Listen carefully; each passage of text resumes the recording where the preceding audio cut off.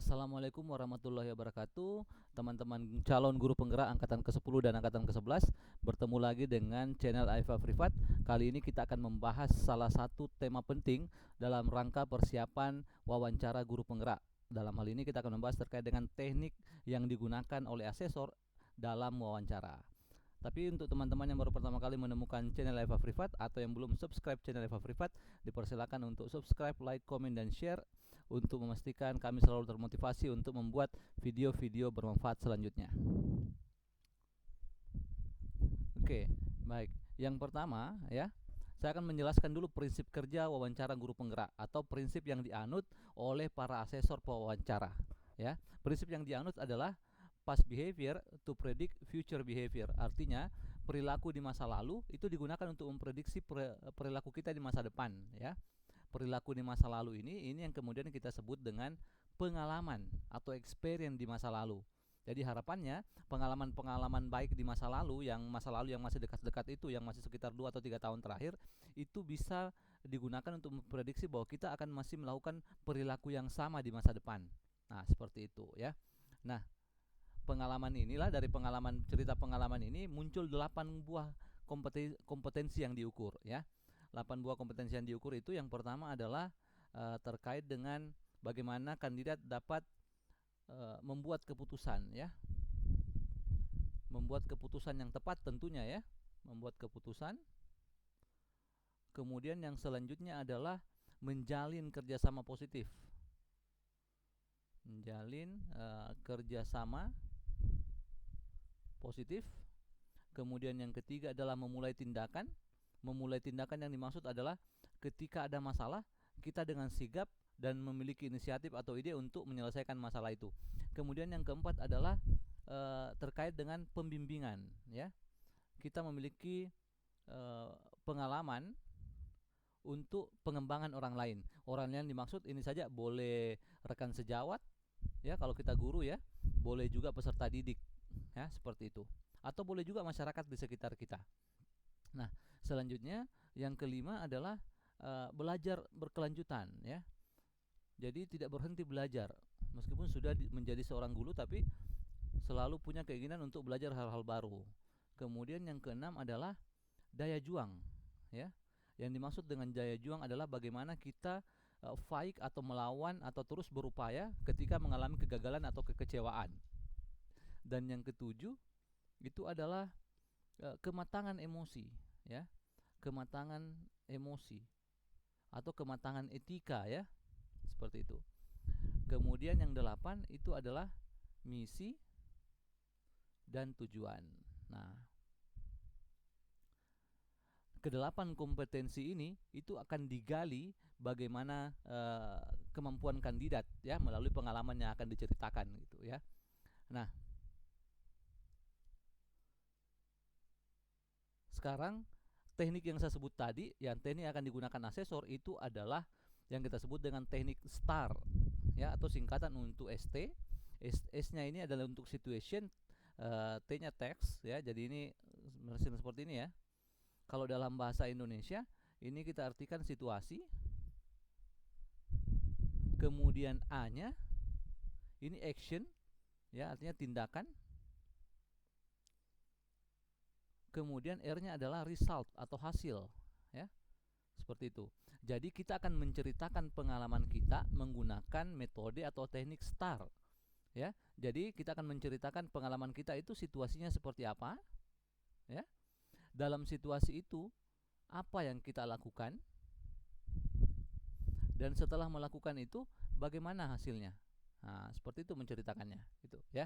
Tapi secara sederhana yang dimaksud dengan situation atau task itu adalah situasi tertentu yang Anda hadapi di tempat kerja atau dalam konteks kehidupan nyata. Jadi kalau kita menjadi, misalkan kapasitas kita menjadi seorang guru, ya boleh saja di sekolah ya. Cari pertama pengalaman di sekolah. Kalau tidak ada, baru ke lingkungan sekitar ya. Baru ke lingkungan sekitar. Nah, seperti itu ya. Kemudian dalam situasi ini ya, apa yang kita lakukan ya, tindakan kita seperti apa ya. Kemudian setelah melakukan tindakan itu, Kita harus menggambarkan hasil yang konkret dari tindakan kita gitu. Ya, tindakan itu apakah berhasil atau tidak.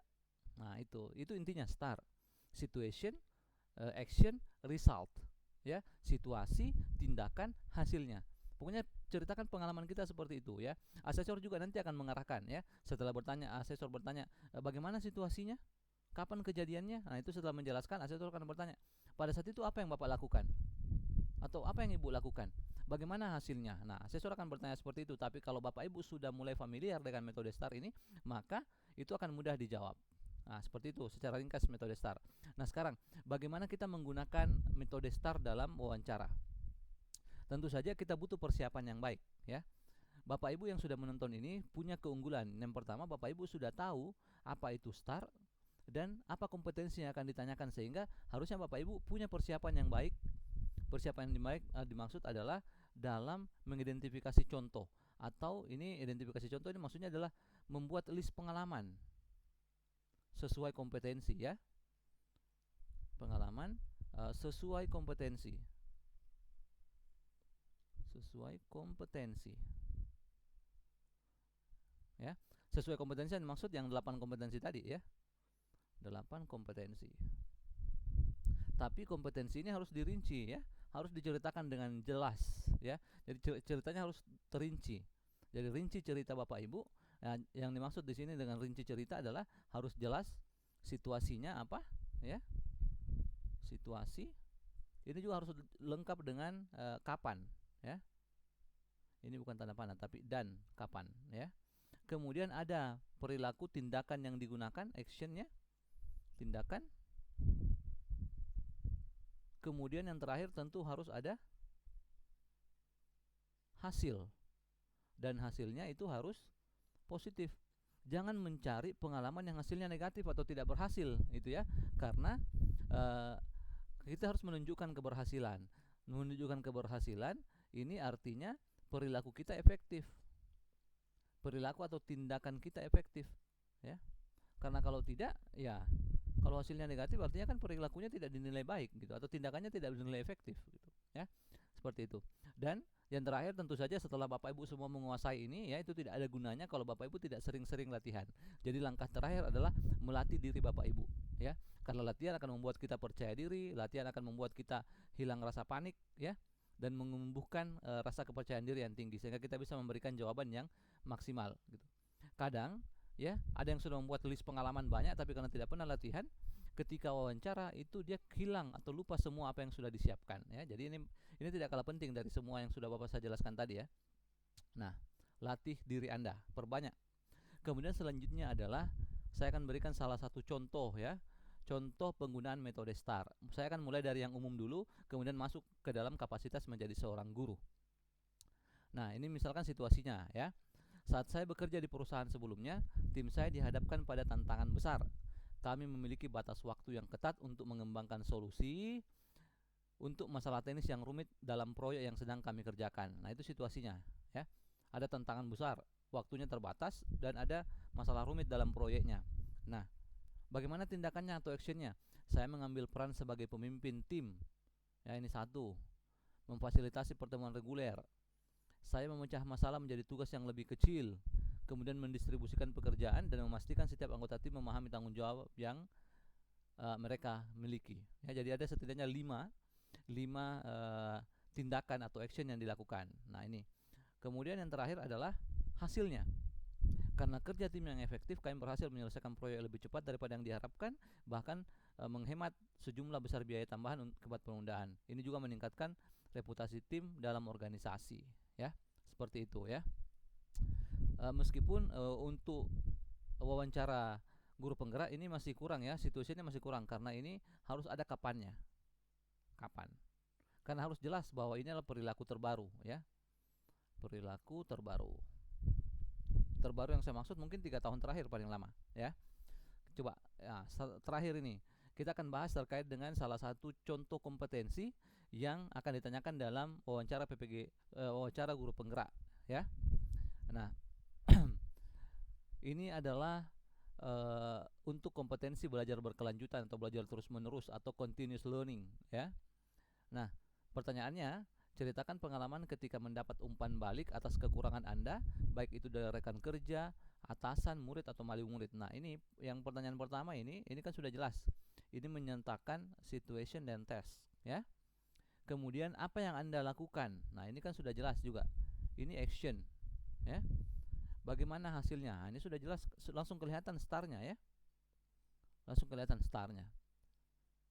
Nah, jawabannya ini ada kejelasnya, ya. Pada tahun 2023 maksudnya, ya. Kenapa 2023?